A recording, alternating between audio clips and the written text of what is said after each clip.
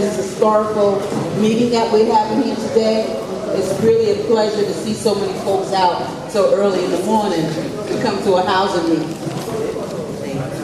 I want to start off with how many public housing leaders we have here today? How many boroughs we have represented today? We got the Bronx, How many members? Manhattan, Yeah. Where's the people? Queens, Far Rockaway,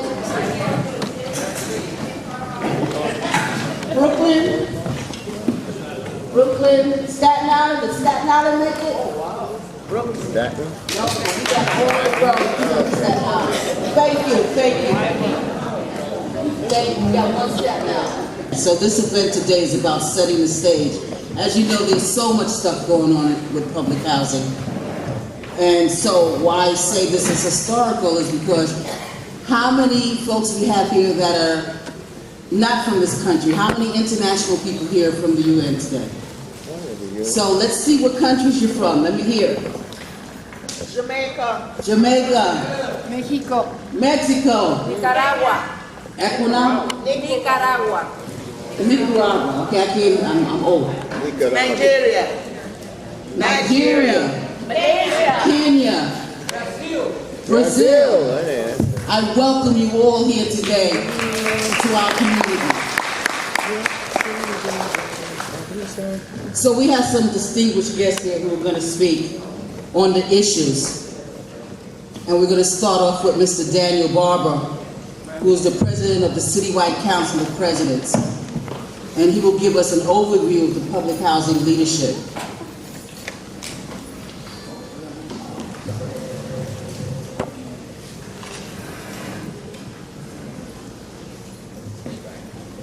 Good morning, everyone. Good morning and welcome. I was asked to speak about the consent decree. I don't know if everyone knows what the consent decree is, but I will roughly test the basis and get to the consent decree. The residents of public housing in New York City have been crying and screaming for years that enough was enough. So the residents, under the Citywide Council of Presidents, filed a lawsuit in state court related to the mold, the heat, the hot water, 964 regulations, Section 3, and other things. We've been going back and forth with the state court, and the governor stepped in within 36 hours of the Article 78 being filed in state court, and the governor came in and filed an executive order. Under the emergency executive order the governor filed, the mayor, the speaker of the city council, and the Citywide Council of Presidents representation, myself, were to sit in a room and choose a monitor to oversee $550 million being disseminated down to public housing. This never happened because the mayor and the speaker of the city council jumped up and decided that they didn't want to sit down with the representation from public housing to pick a monitor. We were considered to be just a suggestion on all levels of government. So with that executive order being placed on hold, it was supposed to be the comptroller. If we didn't meet the deadline, Scott Stringer was supposed to pick and appoint the monitor, but Scott Stringer then backed out and said that under the city charter, he would not be able to intercede. So Mr. Jeffrey Berman, United States Attorney, had been, and the U.S. Attorney's Office had been investigating from the past leadership, Pete Barack, now Jeffrey Berman, the new U.S. Attorney, for roughly 2 years, They've been investigating NYCHA and they found a lot of improprieties. A lot of the things the residents have been yelling and screaming about over the years have been found to be factual. So there was a deal stricken up between the U.S. Attorney, the Mayor, the City Council, what was going to take place for the residents of public housing. And that was a consent decree, which they stood up and they did a hearing and an announcement, and this decree is supposed to bring $2.4 billion to public housing. So now as I go around the city as a citywide chair, I hear residents, so when is the work going to start? How do you choose which development gets the work done? The work hasn't started because the residents of public housing, your representation, sent a letter to Judge Pauly asking Judge Pauly not to sign the consent decree. And the reason is because in the consent decree, on page 6, where the residents have been fighting for seats at the table for years, we only looked at as a suggestion. And what that means is once we give our suggestion on who the monitor is, they no longer have to deal with us. We're out of the equation. That's a violation of 964 regulations. That's a violation against our human and civil rights. So basically, Judge Pauly called the United States Attorney, NYCHA, the city's lawyers, and the lawyers for the CCOP into court, federal court, last week, I believe it was Wednesday, and the judge listened to all parties. I was unable to make it because as I was on my way to court, we had a brownout at my development where we have all 7 buildings hooked up to generators and they're still going. And I take care of my little brother who's multiple handicapped, and I couldn't leave him in a condition where he was stuck. So basically, the judge has set forth, and there's papers going around, blue paper, where this is one way, and all of the district chairs in this body here as well, by next week, Wednesday, we'll have another way where the residents can submit all of their comments on how they feel about the life in public housing. And the judge wants to hear them.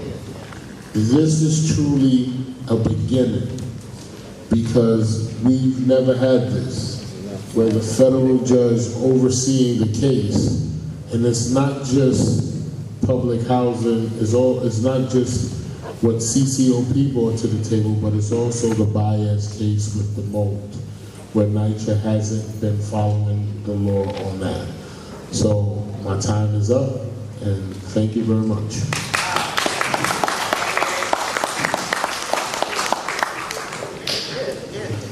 Thank you for that information. Even though I know it's short, we hope that you read the letter that you have in front of you. You have a lot of literature, and it's to really keep you informed about what's going on.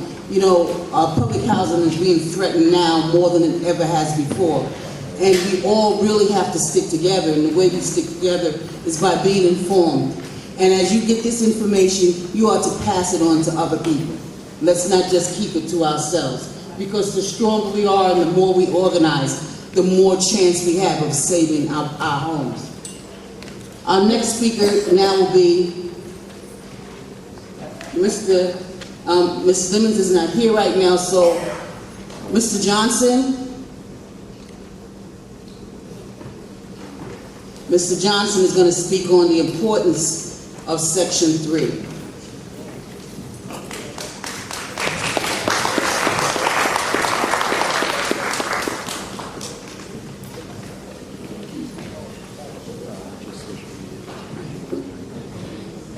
And we're We're gonna try to keep this as tight as possible because we have a lot that's going on. So people, we're gonna be timing it, and he has 5 minutes only to explain what Section 3 is and where we need to go with Section 3. And he just found this out today that he was speaking, like 2 minutes ago. But he's always prepared. He's always prepared. Good morning, everyone. Does everyone in the audience know what Section 3 is? Section 3 is a part of the Civil Rights Act, 1968, where initially Kennedy was talking before he got assassinated with Martin Luther King and his people. Once he got assassinated, Martin Luther King thought that it was going to fall by the wayside, but Lyndon B. Johnson came on board, and he actually picked up the mantle, and they got Section 3. Section 3 is economic opportunities for low and very low income residents in the United States. There's 3 different facets of Section 3: training, jobs, and business opportunities. In New York City, in order to work construction, all you need is a 10-hour OSHA class. And if you get that 10-hour OSHA class, and you think about all of the resident leaders in the building, how many young kids you have walking around in your developments that's not really doing anything, pants sagging, doing whatever. $35 an hour is the prevailing wage. No high school diploma, no GED, just a 10-hour OSHA class. If you have more skills other than that 10-hour OSHA class, a 20-hour, a 30-hour, you have your other certificates, you can get upwards of $150, $200 an hour. But when we talk to the New York City Housing Authority about this, the Housing Authority gives preference to the unions. They don't give preference to our residents. And when you look at Section 3, the way it was drawn up, there's no preference given to unions. New York City Housing Authority signed the PLA Project Labor Agreement, which is in violation of Section 3. They're not allowing our residents to work at the rate that they should be working. Now, Section 3 is for any federal money in the United States. When the Verrazano Bridge was built, if $200 million was private money and 1 cent was federal money, the whole entire dollar amount Section 3 applies to. So one of the things that I've been fighting with NYCHA about was, yes, one of the things I've been fighting with NYCHA about is to not only worry about Section 3 when it comes to New York City Housing Authority, but implement Section 3 for every contract in the United States, especially in New York City, where there's federal monies allocated to it. It's the law, it should be done.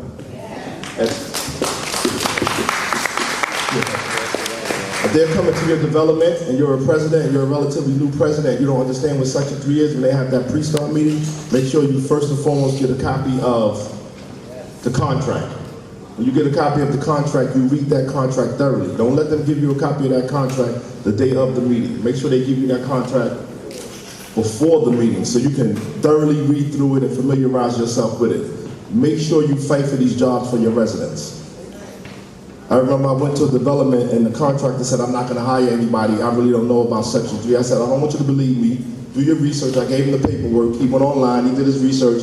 The very next meeting, he hired 19 residents from that development.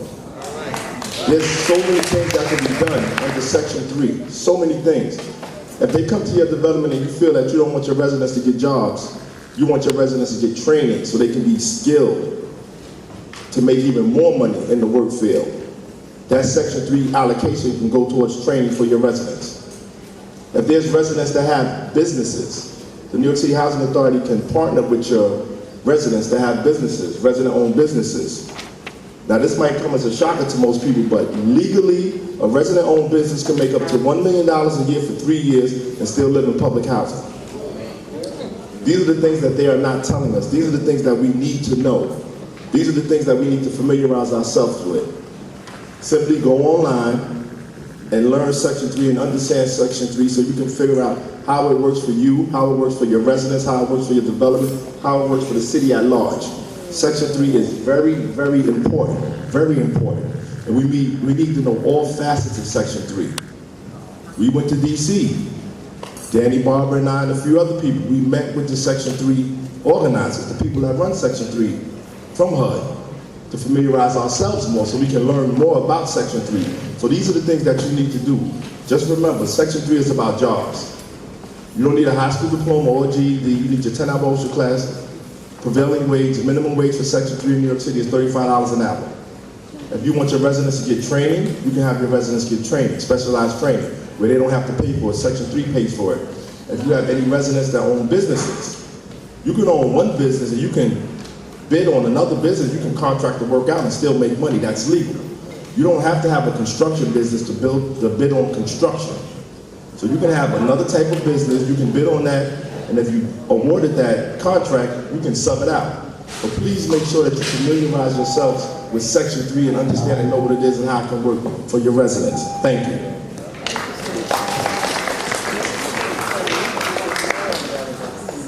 Wow, John, I appreciate that. You finished before the 5 minutes.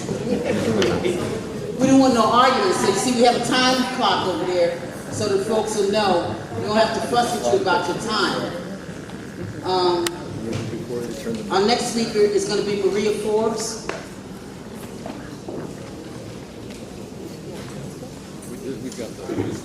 The reason why Section 3 is important for us residents, as our rents increase, we need to have jobs that can pay the rent.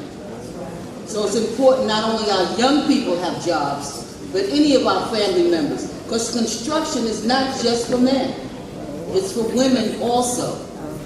So we need to be able to get our folks, get them the certifications they need, and have them ready for these jobs. Because it's important when you can have a job that you can pay prevailing wages and you can make $32 an hour or $64 an hour instead of 10 or 15. So we're trying to get our young people and our folks in public housing to get more involved with Section 3.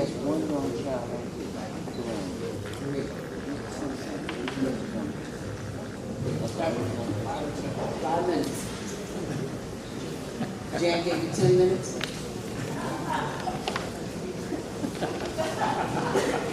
Good morning. Good morning, you standing over here. Good morning. I would like to welcome my fellow Tenant Association presidents, elected guests, and our distinguished guests as well from the United Nations and around the world. I am Maria Forbes, one of many Tenant Association presidents from New York City. It is deplorable to see the conditions and the state that New York City public housing is in. New York City has over 375 public housing developments, which is well over 170,000 apartments, units, that serve over 3 million documented and undocumented residents.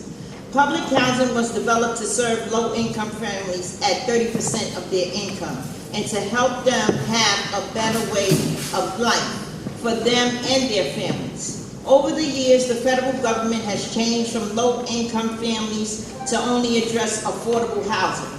When I was in Ecuador, it frightened me to see the deplorable conditions the rest of the world was living in. Please view the pictures before you leave in the back. I also met a lot of people from around the world indicating that they still had no heat and hot water. It was very overwhelming. When I attended Malaysia in February 2018, and to hear the World Bank discuss affordable housing in the context of the RAD, the Rental Assistance Demonstration Program, which is supposed to be the saving grace, this frightened me more than I can express. Excuse me 1 minute, Maria. I'm really going to ask people not to have their own conversations in the back. If you need to speak, then step out the room. Because RAD, the Rental Assistance Demonstration, is the way public housing, I guess, if this plan works in America, it is easier for other countries to adapt this policy. I could not believe there weren't any money set aside for low-income and minimum wage workers to live in what they call affordable housing. I just want to describe the deplorable housing conditions that we, the residents, are suffering from today. Are y'all able to really hear me? I'm sorry that I wasn't speaking. Okay, so all people who need interpretation, if you can move to that table with your chair. who need interpretation, if you can move to that table with your chair, someone will assist you with the interpretation. Now say that in Spanish, we don't understand. Say it in that. I just want to describe the deplorable housing conditions that we, the residents, are suffering from today. Lead poisoning has affected over 1,500 of our children, which are not documented to deflect from complying with the law, if not common decency and integrity. Our living conditions, which I hope have been televised outside of the United States to show the world that we are being treated below human standards. Most people hear the United States and automatically say this country is rich, but not realizing it is not rich, it is rich to the wealthy, not to the low-income families who work hard to support their families, living from paycheck to paycheck, paying area income market rents for their apartments, which are in below subhuman standards, with leaks, collapsing ceilings, roofs, infestation of street rats, roaches, and mice. I would also like to inform you and add that New York City Housing Authority has become the worst slumlord in management for addressing the residents'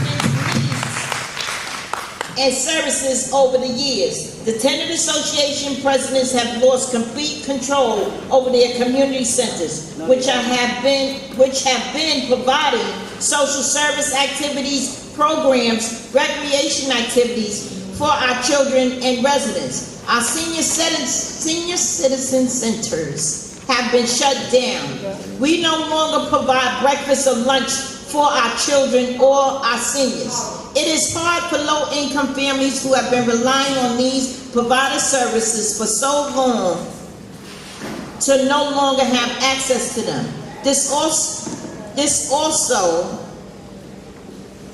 applies to our residents on minimum wage and low incomes who receive breakfast and lunch in the past. To no longer receive any of these services, what are our children and their parents supposed to do?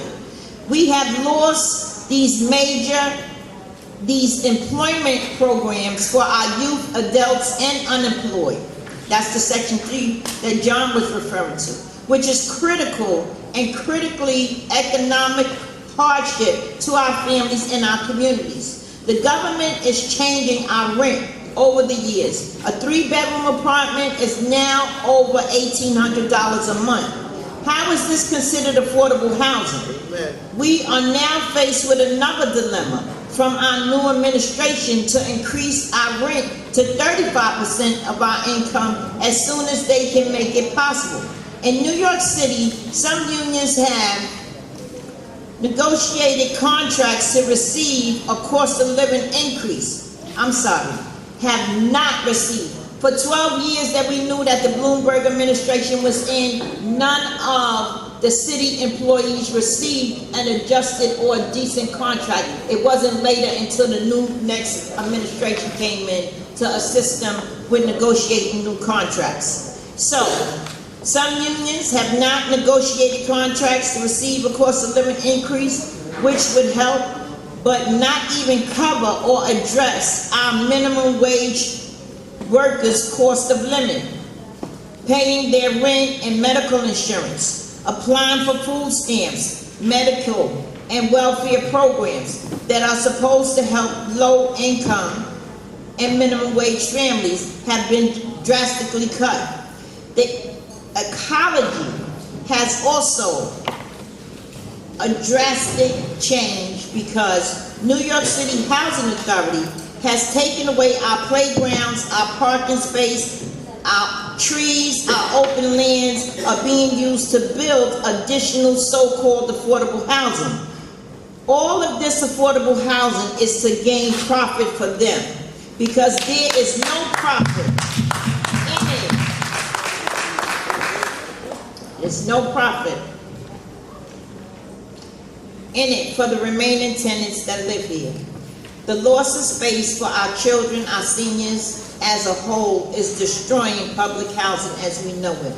But when you continue to retaliate, let me state again that our living conditions are inhumane and deplorable. There are no community center spaces to have programs. There is no economic development as per our 964 regs from the Housing Urban Development that New York City Housing Authority is not following. And there is no one to help us as residents.